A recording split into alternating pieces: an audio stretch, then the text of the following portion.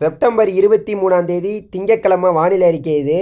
தற்போது இருக்கக்கூடிய வானிலை அமைப்பு என்னன்னா, நம்மளுடைய மேற்கு வங்கக்கடல் பகுதியில் ஒரு காற்று சுழற்சியானது நீடித்து வருகிறது. இது அடுத்த 24 மணி நேரத்தில் காற்றழுத்த தாழ்வு பகுதியாக, குறைந்த காற்றழுத்த தாழ்வு பகுதியாக உருவாக வாய்ப்பு இருக்குது.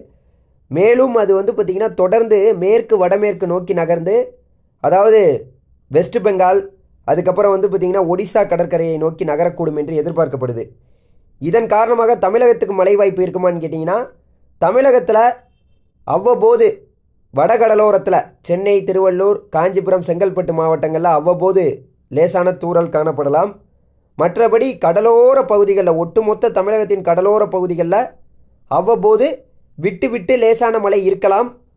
ஒரு சில இடங்களில் கனமாக இருக்கலாம்.